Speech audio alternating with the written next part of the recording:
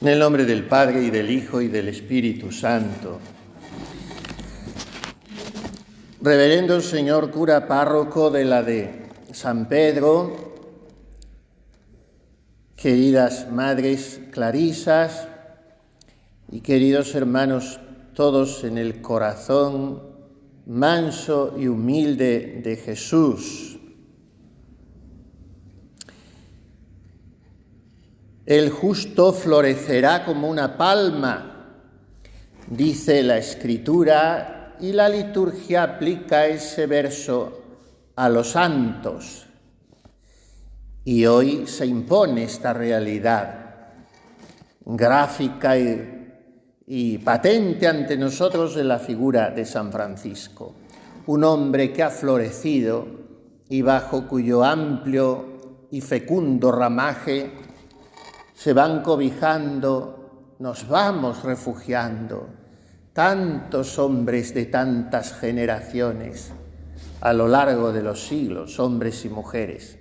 El justo florecerá como una palma. Y se me evidenciaba todavía más al entrar en esta hermosa ciudad de Montijo, por esa larga avenida, flanqueada de palmeras muy altas, que le dan un aire muy señorial a esta villa, que para mí además tiene evocaciones entrañables, porque mi abuelo materno procedía de aquí, y el paterno, quizá alguno de los mayores se acuerde todavía, como era pintor, había decorado los laterales del presbiterio de una de las parroquias, no podría decir cuál, San Pedro, y había pintado, incluso estaba entonces de moda el bolero de Machín y de otros, de los angelitos negros, y había pintado algunos angelitos negros allí incluso. Pues era mi abuelo, y por eso estoy recordando a los dos abuelos hoy, pero estamos recordando sobre todo y honrando y venerando y rezando a nuestro seráfico Padre, como gustan de decir sus hijos e hijas, y un poco lo somos todos, porque el cordón franciscano ha abrazado la cristiandad entera, porque ese cordón es un abrazo de paz, de virtudes evangélicas, de caridad, de unión, de amor a la pobreza, de devoción a Jesucristo en su humanidad, desvalida en su infancia, en su pasión. Este es Francisco, el hombre de la Iglesia, el amante de la Eucaristía, que quería que fuese digno y cuidado todo lo que toca al Santísimo Sacramento. Y no ese otro Francisco cuya caricatura más parecida a la de un bohemio, amigo de los pajaritos, es casi la que ha prevalecido. Pero, en fin, estamos aquí para abordarle y que nos enseñe. Y puede enseñarnos en tantas cosas. A mí se me ocurre que podemos meditar esta tarde, en este día de su fiesta, en una de esas facetas muy amable, muy imitable, muy entrañable, pero no es de la que más se suele subrayar cuando se acerca uno al perfil espiritual, a la personalidad humana y eclesial tan rica de este hombre. Y es lo siguiente: cómo vio y cómo amó Francisco a María, cómo expresó él algo tan insoslayable en la vida de cualquier santo como es su filiación mariana. A veces se minimiza el magisterio de San Francisco. Escribió poco, no había estudiado teología, y sin embargo es tal la hondura de su enseñanza, en sus cartas, en su regla, también sobre la Madre de Dios. ¿Qué características tuvo en él la piedad mariana? No la había aprendido en universidades, la alimentó en la oración y en su experiencia interior. Según su gran biógrafo, Tomás de Celano, Francisco rodeaba de amor indecible a la Madre de Jesús por haber hecho hermano nuestro al Señor de la Majestad. O sea, para San Francisco, lo grande de María es que ha posibilitado con su sí que nosotros podamos llamar a Jesús hermano, no solo Salvador o Redentor, no solo Hijo del Padre, segunda persona de la Trinidad bienaventurada, sino que Jesús es mi hermano mayor. Y esto puedo decirlo gracias a María. O sea que el motivo más profundo de la devoción de Francisco a la Virgen es la encarnación del Hijo de Dios. Esa encarnación, que Jesús se ha hecho uno de nosotros, es el fundamento de toda la espiritualidad franciscana, porque el pobrecito de Asís solo quería seguir las huellas del Verbo encarnado y por eso quería seguir el ejemplo de fidelidad y de docilidad de la mujer con mayúsculas que nos trajo al Verbo encarnado. Es María quien nos enseña a cantar este misterio, introduciéndonos en su Magnificat. El Señor ha hecho obras grandes en aquel que antes se hace pequeño. Y esto, que es la vida de la Inmaculada, es también la vida de Francisco y el fundamento de toda su mariología. Escuchad, hermanos, lanza él este pregón en su célebre carta a la orden. Escuchad, hermanos míos, si la bienaventurada Virgen es tan honrada como es justo, es porque llevó al Verbo en su santísimo seno. Hay que contextualizar la vida de Francisco. Él vivió en un siglo no fácil de la historia de la Iglesia, el mismo en el que surgió otro gran fundador, en este caso español, Santo Domingo de Guzmán, que quiso su orden de predicadores para combatir a los herejes, sobre todo los albigenses. Pues bien, en las zonas por donde se movió Francisco en Italia, proliferaba más bien la herejía de los cátaros. ¿Qué venían a decir estos? Para entenderlo de modo muy sencillo, que la encarnación del Verbo era un poco de mentirijillas, que la segunda persona de la Trinidad se habría disfrazado de hombre, pero no lo era totalmente. En el fondo todos somos un poco cátaros. Cuando nos dicen, bueno, tenemos que llevar esta cruz con amor como Jesús, y respondemos, sí, claro, pero Él era Dios. Eso es infravalorar el realismo de la encarnación de Cristo, que fue perfecto hombre y que sufrió, sintió, trabajó, amó como nosotros, o mejor dicho, nosotros como Él.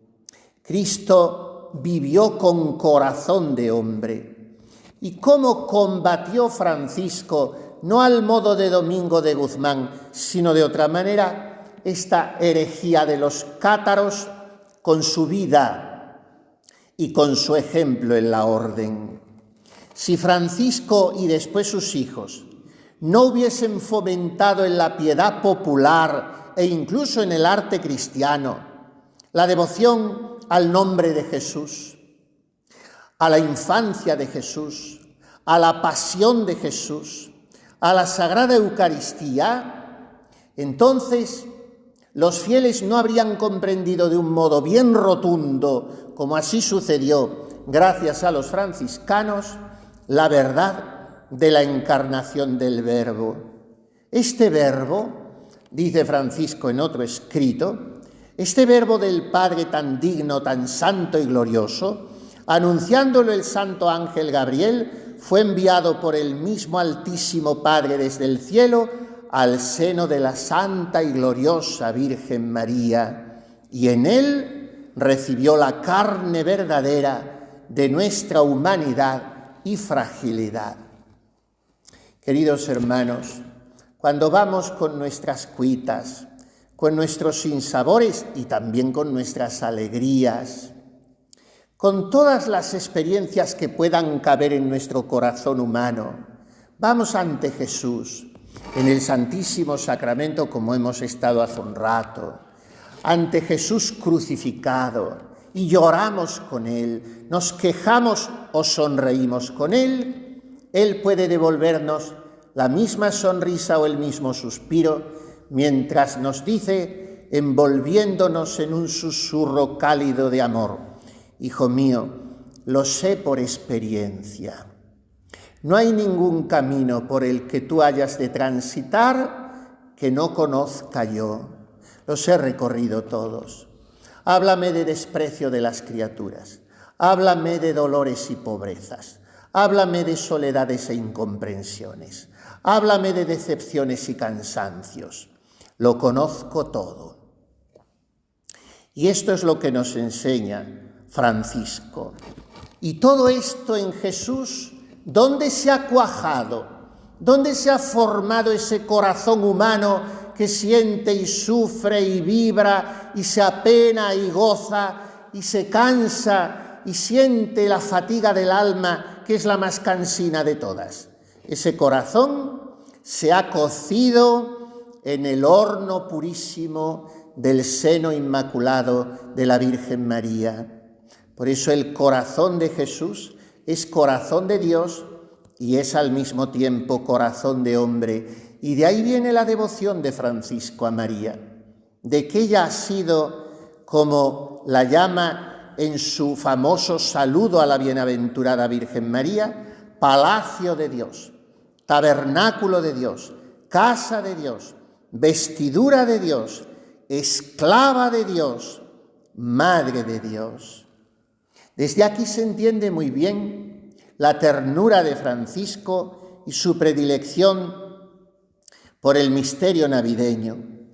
La llamaba, dice su biógrafo Celano, la fiesta de las fiestas, porque Dios, hecho niño pequeñuelo, se crió a los pechos de una madre humana. Salve, Señora, le canta la Virgen. Santa Reina, Santa Madre de Dios, María, Virgen hecha Iglesia y elegida por el Santísimo Padre del Cielo, consagrada por Él con su Santísimo Hijo amado y el Espíritu Santo Paráclito, que tuvo y tiene toda la plenitud de la gracia y todo bien.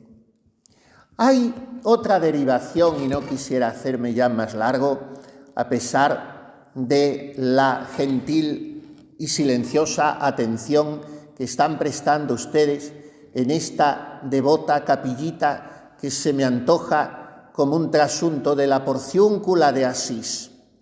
Hay otro dato a través del cual Francisco vehicula, canaliza su devoción a María, y es, como no, el sello de su vida, su gran descubrimiento de lo que él es pregonero, una virtud que amó tanto hasta llegar a desposarse con ella, la dama pobreza. Y por eso él entiende la maternidad divina de María desde su pobreza, porque María es madre de Cristo, compartiendo plenamente el destino de su Hijo, no quedándose fuera para contemplarlo como una espectadora pasiva, no, dándole a luz en un pesebre de animales, habiéndosele cerrado antes las puertas de todas las posadas, solo con lo puesto y con la compañía del fidelísimo y castísimo José. La pobreza de huir a un país extranjero porque era amenazada de muerte la vida del niño. La pobreza de Nazaret, con el taller de carpintería que le permitía a José obtener los pobres jornales para alimentar la Sagrada Familia. Por eso Francisco llama a María la Señora Pobre. Y en su carta a los fieles, tras describir el misterio de la Encarnación, prosigue el poverello.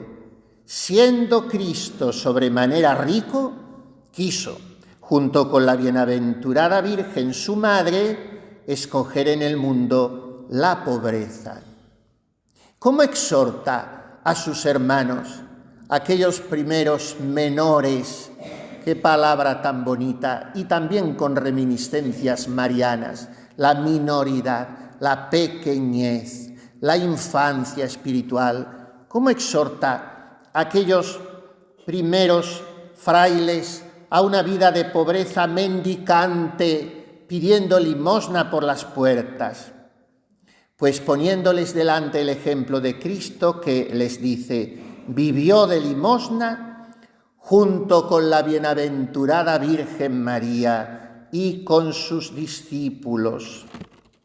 Y en la última voluntad que quiere expresar a Santa Clara y a sus hermanas, reafirma nuestro santo: yo, el hermano Francisco, pequeñuelo, quiero seguir la vida y la pobreza de nuestro Altísimo Señor Jesucristo y de su Santísima Madre.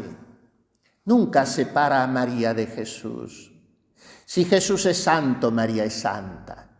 Si Jesús es dulce, su madre es vida y dulzura y esperanza nuestra. Si Jesús es amante de la pobreza, María es la Señora Pobre. ¿Dónde vivió Francisco los primeros años después de su conversión? En un lugar pobre y pequeño, en una especie de portalito de Belén, en la Porciúncula. Y otro de sus grandes biógrafos, en este caso no Tomás de Celano, sino San Buenaventura, cuenta que allí, en la Porciúncula, que en esa mezcla de italiano con latín significaría la habitacioncita, la parcelita, pues cuenta San Buenaventura que allí San Francisco pedía a la Virgen que fuera para él una abogada llena de misericordia, porque quiso que María fuera para su orden la abogada. Y dice Celano que colocó su orden bajo las alas de la Virgen. Todavía no estaba tan en boga, ni había tomado mucha carta de ciudadanía este título en los fieles. Estaba abriéndose camino, sobre todo a través de la salve, esa oración entrañable en que la invocamos hacia la Madre de Dios.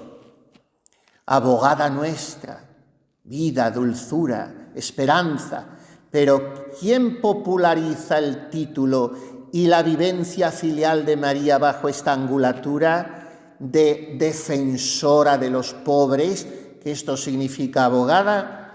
Francisco de Asís. Por eso restauró la Porciúncula, la iglesia de Santa María de los Ángeles, cerca de Asís, y otras iglesias franciscanas. Pero en realidad Francisco, más que vivir en un lugar mariano, en un templo de la Virgen, vivió siempre en María. Colocó su propia vida, sus afectos, sus aspiraciones, proyectos y deseos en el corazón purísimo de la Madre de Dios, María, a quien nos dice Celano que Francisco tributaba peculiarmente alabanzas, multiplicaba oraciones, ofrecía afectos, tantos y tales como no puede expresar lengua humana. En efecto, Francisco amó tierna, profundamente a María, la Madre de Jesús, venerándola como el instrumento escogido por la Trinidad para su obra de salvación, como la Señora Pobre, como la abogada de la orden. ¿Cómo amamos nosotros a la Virgen? ¿Cómo la invocamos? ¿Cómo tratamos de vivir en ella? Nos han tocado como a Francisco. quizá los nuestros aún un poquito más. Tiempos muy difíciles en la sociedad, en nuestra pobre España, incluso dentro de la Iglesia. Al fin mi inmaculado corazón triunfará. No han de dejar de resonar en nosotros estas palabras que la Señora del Rosario dijo en Fátima a los pastorcitos. Mi inmaculado corazón triunfará. Es verdad que hay épocas en que Dios nuestro Señor da una sorprendente licencia a Satanás para que haga mucho daño en el seno de la familia, de las instituciones, de la juventud, hasta dentro de la misma Iglesia. Pero no hay que turbarse, la Virgen está con nosotros, en ella está toda nuestra esperanza, ella es nuestra abogada, en ella encontramos la salvación porque es la Madre del Salvador, en ella está nuestro refugio porque ella ha sido el arca, el tabernáculo, la casa y el palacio donde ha morado Cristo el Señor. Por eso, en su seno purísimo y maternal, en su corazón amplio, podemos nosotros refugiarnos para que María, como hizo con el joven Francisco, después de su conversión, tras una vida muy desencuadernada, para que María, a nosotros como a él, nos recomponga, nos restaure, pueda ir lenta y suavemente con sus manos calafateando nuestra barquilla desvencijada y renovándonos. En María está nuestra esperanza. Es una de las muchas lecciones que quiere darnos este hombre, hermano y amigo nuestro, a quien hoy en el día de su fiesta hemos venido a venerar, siguiendo la cortés y fraternal invitación que han querido hacernos sus hijas, las clarisas de este monasterio. A ellas se lo agradecemos, particularmente quien nos habla, porque es la primera vez que vengo aquí, y esta gratitud a ellas también la traducimos en unión a su plegaria, pidiendo todos lo mismo, que por la intercesión de Francisco aumente en nosotros, es lo que más nos importa pedir, la fe, la esperanza y la caridad, para que un día, con San Francisco de Asís y con todos los santos, podamos glorificar en el cielo a Jesús y a María. Así sea.